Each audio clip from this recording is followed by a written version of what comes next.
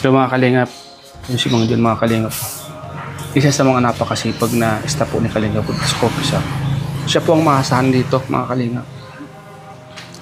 Siya naglilinis ng mga aso at buong coffee shop po ay siya po yung naglilinis dito. Andito lang tayo. Pagmasdan po natin si Mang John. At maya maya ay kakausapin natin mga kalingap. Bilib ako sa taong ito kasi di mo siya marinig ka na nag-reklamo. Lagi po siya nakangiti mga kalingap. Ayan po si Mang John. At alam niyo po mga kalingap, sa tingin niyo po si Mang John minsan laging nakatawa pero minsan nag-open po sa akin ng kanyang mga problema. Kausapin natin. Hey Mang John! Ay, oh, Hey, kumusta? kumusta? Andun ako sa gilid, binibidyoan kita habang naglilinis ka eh. Kahit pagod na pagod ka na, nakangiti ka pa rin. Ano ba ang sikreto mo, Mang John? Ba't parang hindi kita nakikita na ng pagod? Ano ba ang sikreto mo? Wala lang, nakapost lang ako sa trabaho. Kasi para matuwasan si Kuya Rab. Oo? Ganun yung ginagawa mo? Oo. Ay, inaalagaan ko ang laging trabaho ko din. Alam mo na, hanggat nandito tayo sa bahay nila Kalingap Rab. At swerte ko nga dito eh, kasi dito ako napunta kay Kalingap Rab. Kaya ang hirap ko nung walang trabaho, sapat may anak mo na ako. Nag-aaral. Anong year na pala yung anak mo, Mang John? Papunta na po tayo sa loob. Lalo ako Ha?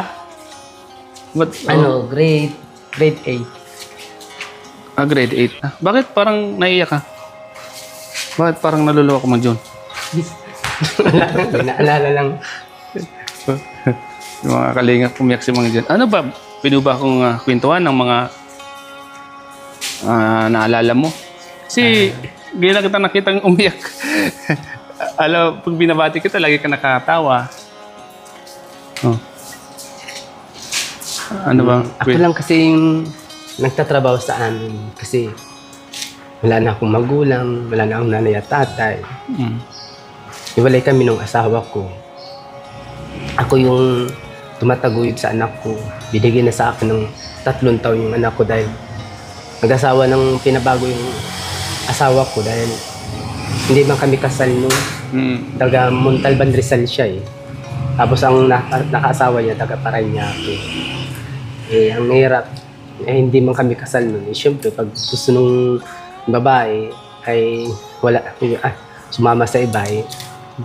Wala akong habol dahil hindi man kami kasal. At least nasa iyo yung anak mo, di ba? At tayo man sa kanya nung anak kong lalaki kasi yung istipada niya matapang, may bisyo, sa'yo pumunta. nagiinom. Sa'yo pumunta.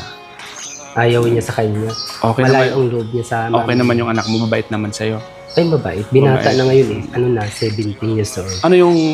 Late na siya pumasok. Dapat nga siya grade 10 o Oo. grade 11 na. Bakit nalit siyang pumasok? Hindi man pinaaral ng mama niya dahil wala din pang paaral. Kawawa naman, ano? Buto lang at nasa iyo, ano? Oo. Ako din ang nagpagawa sa kanya ng birth certificate, yung PSA niya. Birth certificate, ikaw din nagpagawa. Oo, dito sa, dyan. Ikaw na naglakad. Ako na naglakad. Buto na lang at napunta sa iyo at salamat kay Lord dahil napunta ka sa Kalingap, ano? Napunta ka kay Kalingap Rab. Kaya nakilala ko si Kuya Rab nung simula nung 2022. Dito, doon pa nagsisimba sa Central Plaza. Wala pa sila sa church, nung pampas sila ng simbahan nun. Doon kami nagkakilala ni Kuya Rab noong 2022. Doon kayo... October. Doon mo nakilala si Kalingap Rab. Talagang napapanood ko na siya sa Maynila, sa Montalban. Hindi ko alam na dito magkikita pala kami dito sa Dait. Tapos kinuha niya ako eh. Sabi niya, ang unang kasi nakilala kami niya yung sa mama ni Jumel, kay Melissa. Nakasama ko si Melissa sa church. Tapos dinala ako dito ni Melissa. Tapos sabi ko, pwede po ako makahanap ng trabaho dito. Sabi man ni Kuya Rab, nung kauna-una nang pa-apply niya sa trabaho, doon sa bakery niyang pinagawa sa may Mantagbak, papuntang Chongwa. Yun sana ako. Ay, hindi mo marunong magmasahe ng tinapay, yung may ni-iskop-iskop ng mga tinitimbang-timbang. Ay sabi ko, hindi ba ako marunong? Kaya, sabi ni Kuya Rab, ay sige, kung doon ka na lang sa bahay sa aso. Kaming dalawa ni Rowel, yung dating nasa aso si Rowel.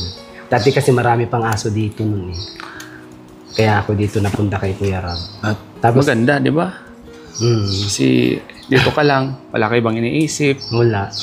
mag-alaga ng mga aso, maglinis, di ba? Hindi ka masyadong stress. Hindi Bumata ako ka nga eh. Isa ba panatag na din ako dito dahil. Ha? Panatag na yung loob mo, ano? Na, Hindi ako nakapag-aral. mm, Kasi tatay ko namatay 1990. Nanay ko 1995.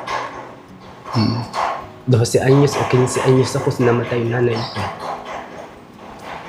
Nag-depression din ako dati. Kasi na kasi wala na akong parang hindi ko kayang ako mag-isa magbuhay sa sarili ko dahil sabi ko bata pa ako eh. Napunta ko sa tiyahin ko sa Limanang Camarines Sur. Tapos si Pukot. Yun naman sa mga tiyahin ko pinapatrabaho nila ako. Kasi pinapatanim ako ng palay, yung magtataro. Tapos yung magkagamas. Kaya hanggang grade 5 lang ang natapos ko dahil mahirap kasi ang buhay namin noon. Ang kasagsagan pa noon, 1991. Kaya sabi ko, hindi man ako pinaaral ng nanay ko dahil sa kahirapan din ang pamumuhay namin. Kasi ang nanay ko, naglalabandera lang. Dito kami nakatira sa may Ilisito, Pasig, sa may Abanyo. Wala man kaming sariling bahay na ano. Kasi yung nabubuhay pa tatay ko ano lang siya, cater lang ng lupa. Kaya wala kaming sariling talagang bahay at lupa. Matagal lang namatay yung mga magulang mo. Matagal na rin. Kasi nanay ko namatay 1995 yun. Nung namatay sila, naging palaboy ka rin, ano? Kung saan-saan. Saan-saan. Kasi ang hirap. Kaya hindi ako nakapag-aral. Pero hindi man ako yung napariwara na may mga bisyo na hindi. Napupunta lang ako sa mga tiyahin ko, sa mga kapatid ng nanay. Ano sana yung mga pangarap mo nung kabataan mo? Kung saan ka lang nakapag-aral, ano yung pangarap mo? Pangarap ko sana yung maging ang ba tawag dito, yung nag-aayos mga Mekaniko? Oo, ganun. Tapos yung sa aeroplano yung Piloto? hindi yung ng plano yung Mekaniko? hindi yung nasa aeroplano kayo magtatawag ka ng yung may mga pasahero. Stewardess? Oo, Oh, di ba pang babae yan? Kaya wala pang lalaki doon. Meron man. Yung mga ganun lang, nasa isip ko yun, yun lang dalawang ako. Malay mo, di ba? Matupad ng anak mo yung pangarap mo, di ba? Kaya nga tinutunan ko na sa anak ko. Tama yun. At alam ko naman, mabait ka, mapagmahal ka sa anak. Nakikita ko naman sa'yo, ginagawa mo lahat ng trabaho para, alam ko para sa anak mo yun eh. Ayun. Ano yung iniisip mo tuwing naglilinis ka dito? Tuwing may ginagawa ka, iniisip mo palagi na itong ginagawa ko para sa anak ko to. Ganun ba?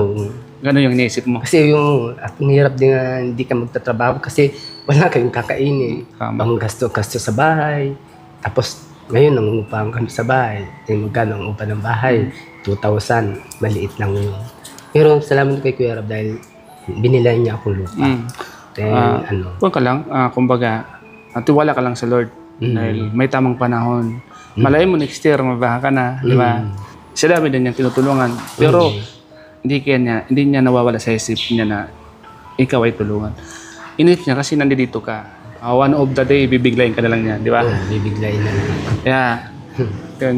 Kanina kasi Mang John, pinagmamastang kita. Si Mang John, kahit na may problema palang dinadala, kahit kung nakikita sa mukha mo, nakangiti ka pa rin palagi. Kasi hindi ko iniisip lagi ang problema. Kasi ang problema, hindi mo talaga maalis sa tao yan.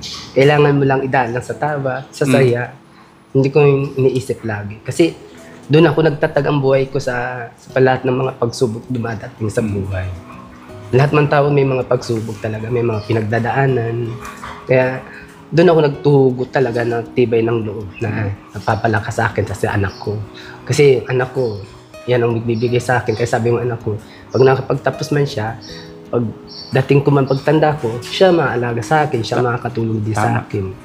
Hindi niya, gusto mga magkaroon muna siyang magandang trabaho pagkatapos. Kasi hindi niya iniisip mo mag-asawa agad. Kailangan muna nasa magandang buhay na kami. Mag-aaral mo siya at tulungan ka muna niya. Tutulungan niya muna. Sana lahat ng pangarap mo sa anak mo ay matupad niya. Lagi mo lang sa pangaralan. At andito ako, gawin mo yung nararapat, mag-aaral kang mabuti, gawin mo na makapagtapos ka. Ako gusto ko man mag-aaral ito pero wala akong nagawa kasi mahirap lang kami. Pero ako ito, pinagsisikapan kong makapagtapos ka. Gagawin kong lahat para makapagtapos ka. Dahil yung di ko natupad na pangarap, baka sakaling ikaw ang makatupad, di ba? Kaya sabi ko sa kanya na siya magtutupad sa pangarap niya. Kasi ako, nakita niya na hindi ako nakapag-aral.